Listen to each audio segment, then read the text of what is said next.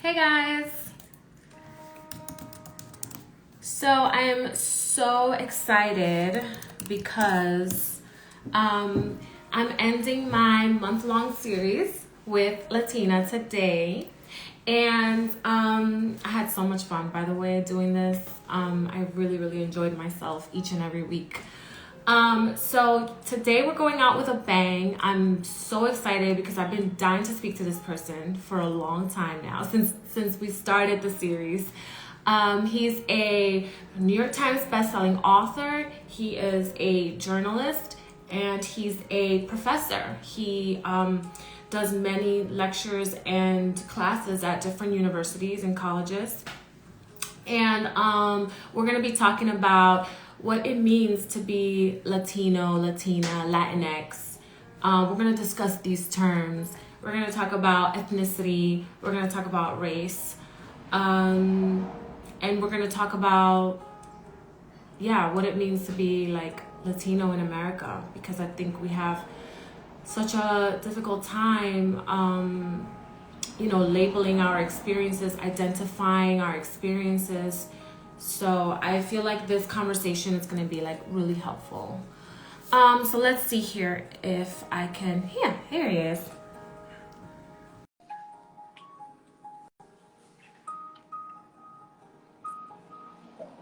I believe should be coming on any second. I sent a request.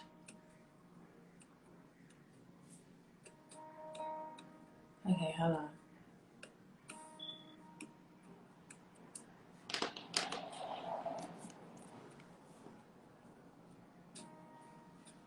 I don't know, he's not coming on.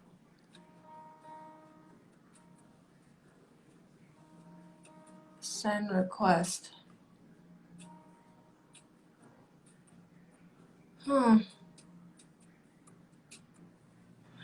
We are so ready, Leslie, but right now I'm trying to figure out why it's not allowing me to have him join. What's going on?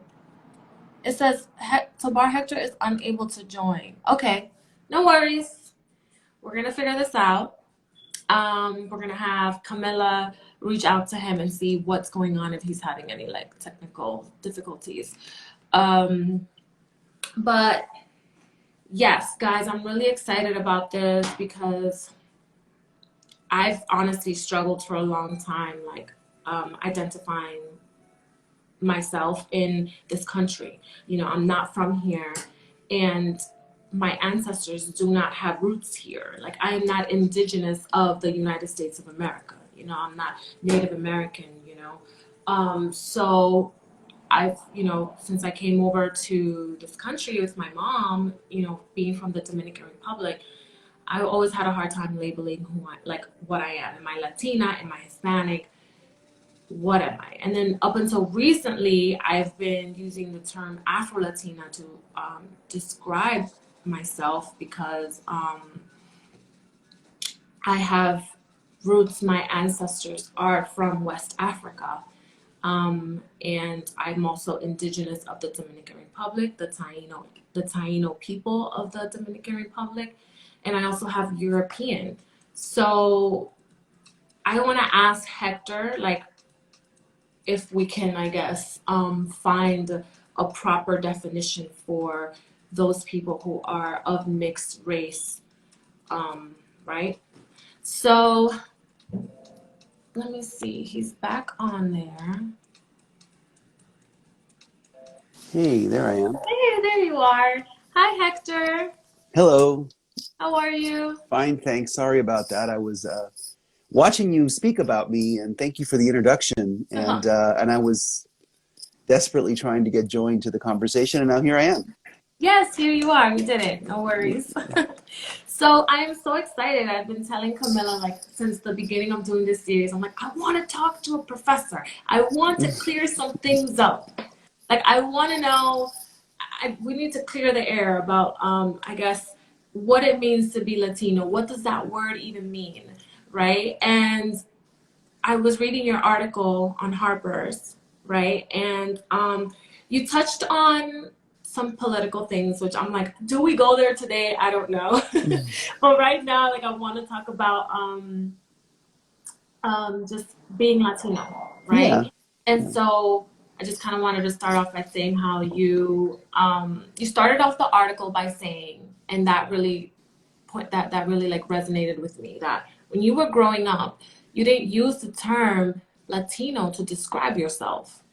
So then my question is, how were you guys describing yourself then? How were we describing ourselves at that time?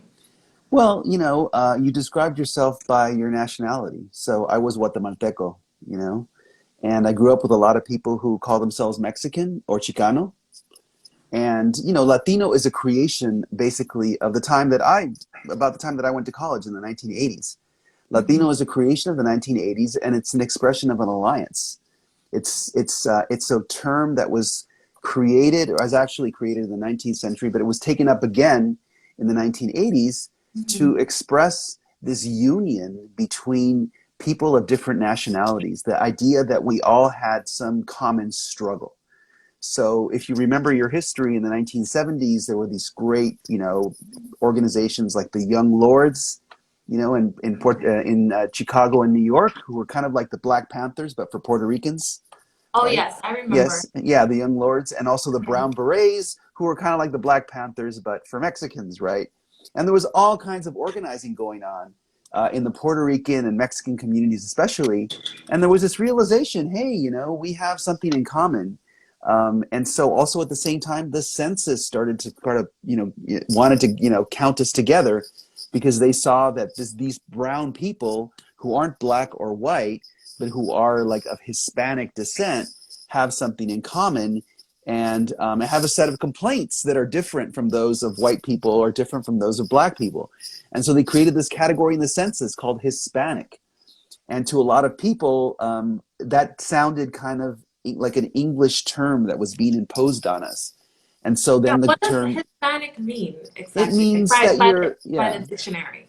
Oh, by the dictionary, it means that you are a person of Spanish descent. It means that you have ancestors who spoke Spanish, who were from Spain. Spain. So Ramirez, Garcia, Hernandez, all these names, which are now, by the way, among the 10 most popular surnames in the United States.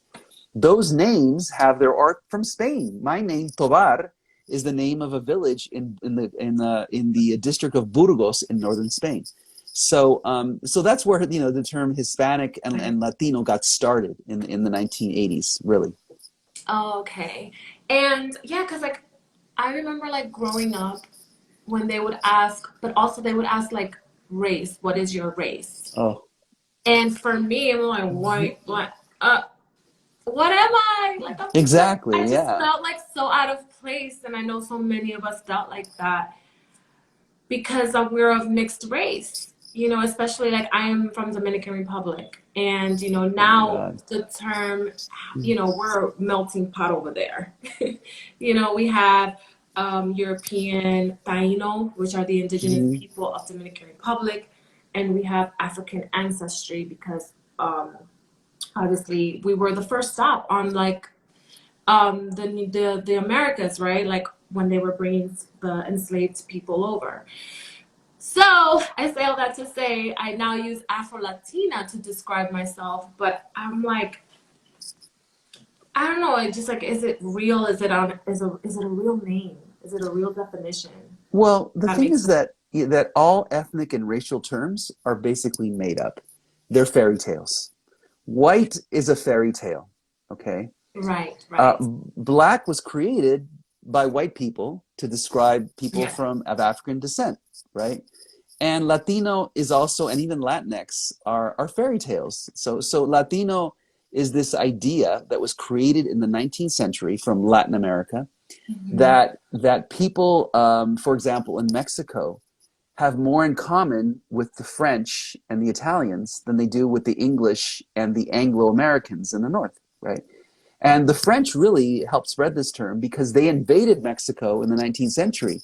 And so they told Mexico, hey, listen, this isn't really an invasion. We're your fellow Latinos. We're here to protect you from the great American uncle to the north who wants to control you and take your land, right? The Americans the United States had taken over part of Mexico in the 1848 war, and so that's where Latin comes from. But what does Latin do? What does the Latin in Latino do? It erases our indigenous and our African identities, Yes. right? Because it links us to this European story. This, Yeah. Latin is from Spain, and it doesn't all of us have some mixture of indigenous, and for me, Latino really is a synonym for mixed. Latino means mixed, and Hmm. Latinx is taking the X and mixed and adding it to Latinx to Latino to create a new term. Because, for example, my birth certificate, you were talking about what people would ask you growing up what you are. My birth certificate, my two parents are listed as Caucasian. Even though my father especially is muy moreno, he's very indigenous, and so Wow. and so it was because back then, well, not only did they put race terms on the birth certificates, which they don't do now, they don't do that today, but they also were confused. It's like, what do we call these These people. people, these mestizo people, right? And so they put Caucasian on my parents, on my birth certificate. My parents are Wow. listed as Caucasian. Wow. Wow. Wow. Wow. So then what do we do? Because you're saying Mm. that we use these terms to become, I guess, more palatable, more digestible for like America to understand or put us in like a place, give us a place. So but in turn it's like erasing our roots, our indigenous roots and our culture. So so then like what we do then if Well, you I think we recognize the terms are practical, right? So Latino and Latinx especially are practical terms because they express, like I said, this idea that there are people who have this common experience. To me, Latinx and Latino is a story about empire, right? Your family's from the Dominican Republic, my family's from Guatemala. What do the Dominican Republic and Guatemala have in common? Well, they both speak Spanish, but even more importantly, they were both invaded essentially by the United States, right? They both have histories that were shaped by American imperialism, right? The Dominican Republic, the United States Marines arrive in 1965 and take over the country, intervene in the history, help to prop up this dictator Trujillo, right? do. In Guatemala, the United States sends the CIA with Mustang, fighter jets to overthrow a democratic government and transforms Guatemala into a dictatorship for the next 40 years. And that's why so many Guatemaltecos migrate, right? Trujillo is why so many Dominicanos migrate. The poverty, right, created by these U.S. corporations that transform our countries into banana republics, creates the need for migration. So Latino is basically saying we have a shared story of migration. So I like Latino for that. I Like, like Latinx for that. So it's yes. useful. But also, we have to understand that it's, like every race or ethnic term, it has a bunch of myths behind it. And I think it's our responsibility to do like you just did right now when you're talking about your Dominican heritage, is to sort of take it apart, deconstruct it. As I was waiting here for to get connected, I was watching Latino, the magazine, the Instagram feed, doing this wonderful thing on Colombian music and how Mhm. Colombian music has all of these different ethnic influences. And so I think it's really important to have this, to be truthful and to explore the roots of these terms. I like that. Yeah. See, now I feel so much better about using that term. And then I threw the Afro Latina in there because because like, so you talked about Trujillo, right? And Yes. Dictator Trujillo in the Dominican Republic. And during his reign, he was trying to make sure, um, pretty much to erase all African ancestry from the island. He identified as a white man. And he literally in school, we weren't taught of our true ancestry. And so for me, adding the word Afro in front of Latina is like very important. It's like me rebelling against Trujillo and everything that my people were taught that it was just misinformation, to be honest, you know? So yeah, just me also honoring my African roots, you know? So yeah, I like these terms. And then I want you to talk about a little bit about your journey across America. Oh, I thought that was so yeah. cool. Yeah, this is what I wrote about in Harper's Magazine. And as Yeah, soon as we're off the call here, I will make sure and post that story on my Instagram. yeah. Yeah, so Harper's Magazine, this great national magazine, they asked me to write something about Latinos and the 2020 election. And originally I was going to go to Puerto Rico because it looked like Puerto Rico might become the next state. But then when the election was so close, that really fell through. So I told them, hey, why don't I just drive across the United States and talk to all these different kinds of Latino people? Because you and I know, I mean, there's to be Latino is one thing in New Mexico, and it means another thing in Florida, and it means another thing in New Jersey, and it means another thing in East LA. And so that's what I did. I got a used car, a brand new used car, set off from Los Angeles, and I went to all these places where Latino people lived. First, I drove north to the farm worker communities in Oregon, where there's a lot of Mexicanos who go back to the bracero times.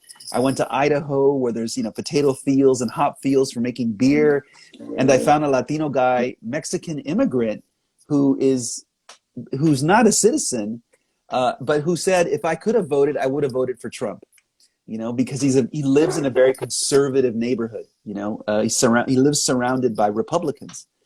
And then I went to New Mexico. And in New Mexico, it's a whole different thing because they call themselves Hispanic because they're descendants of the Spaniards, right? Yeah. From the 17th century, way back. That was a part that the border crossed them because they were part of Mexico. They were part of New Spain. And then in the War of 1848, the United States conquered them. And there's a whole different way of being Latino or Hispanic in New Mexico. The food is different. The food is fantastic.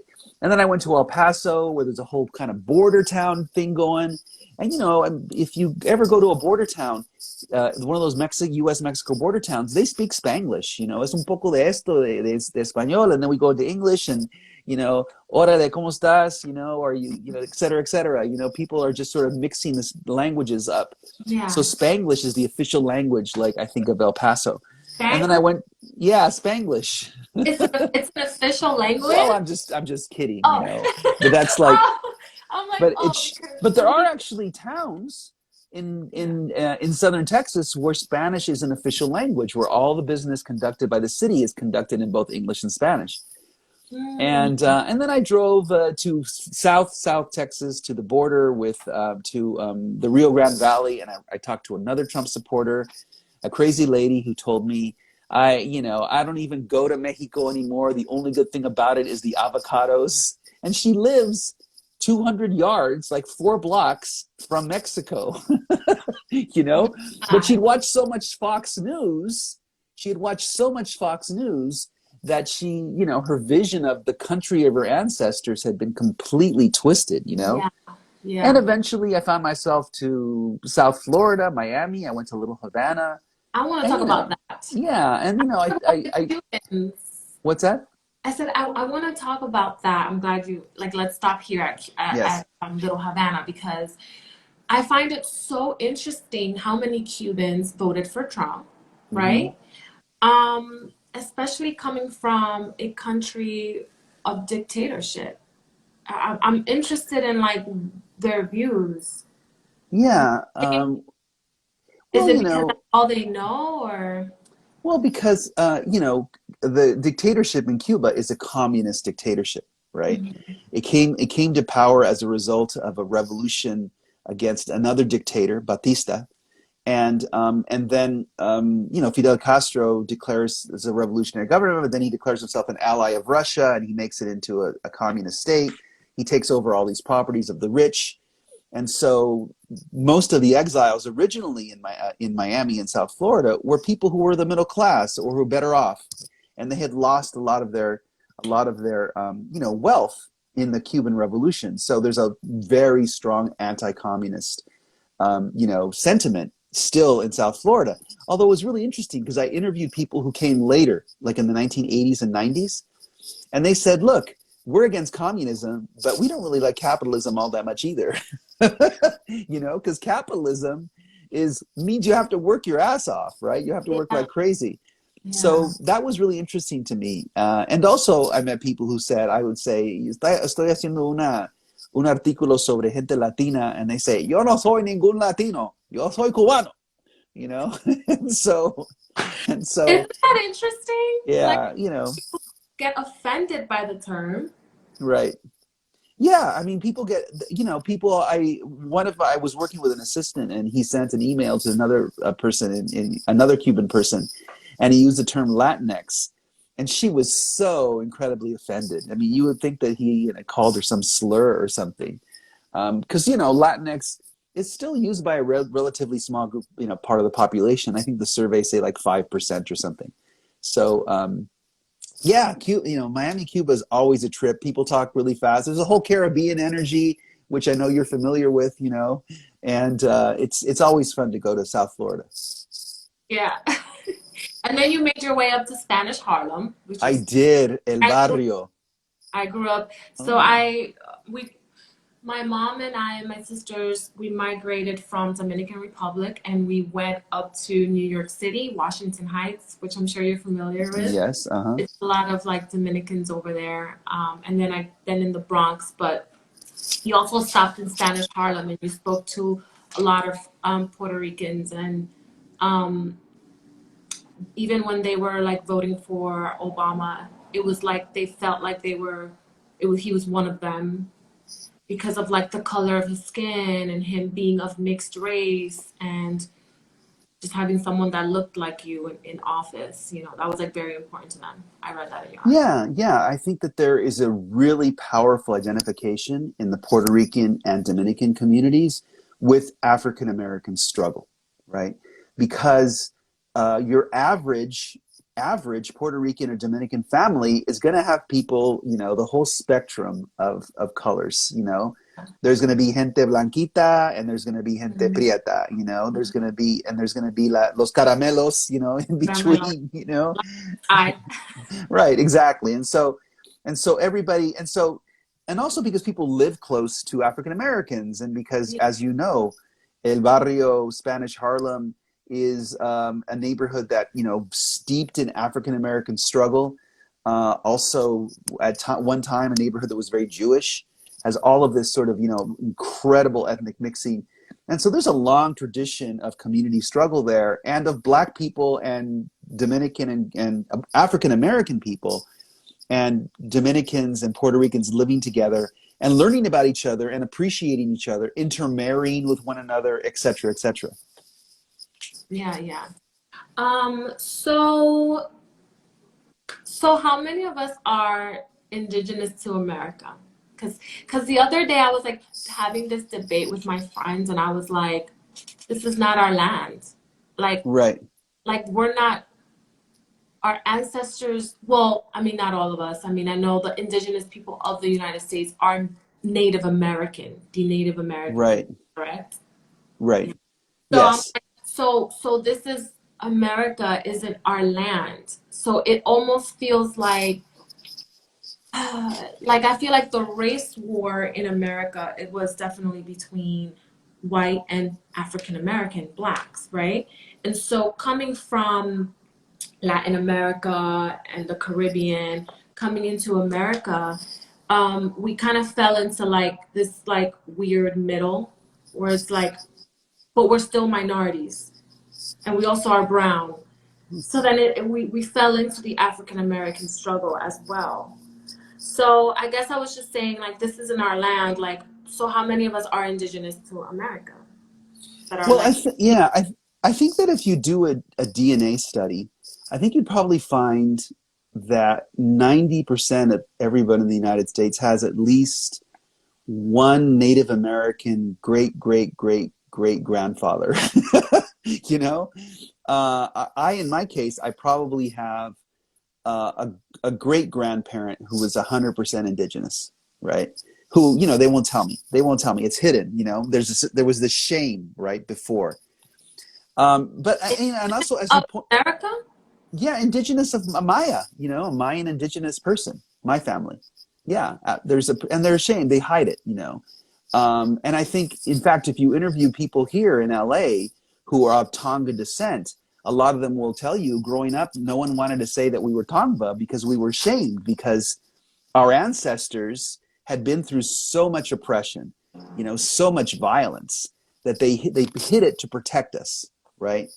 And so a lot of people in the Latino community are secretly you know, have secret indigenous heritage that they only can guess at. Okay, and I think just in general, you know, there's so much mixing in this country that all of us, if you go and do your 23andMe, you're going to find some indigenous heritage almost for certain, and you know, and also some African heritage too. Mm-hmm. But beyond that, everywhere you stand in the Western Hemisphere, you are standing on land that was taken at the point of a gun or in a in a treaty that was a robbery from indigenous people. I mean, you know, you walk through the Dominican Republic, you go to Santo Domingo, you are standing on Taino land. You know, Mm-hmm. you go to here in LA, this was Tongva land.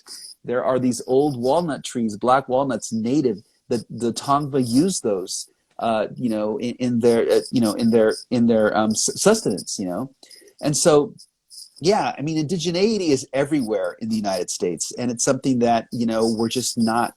We're just told we're told to be blind to it, right? We're told to turn away from it, but indigeneity is everywhere. Yeah.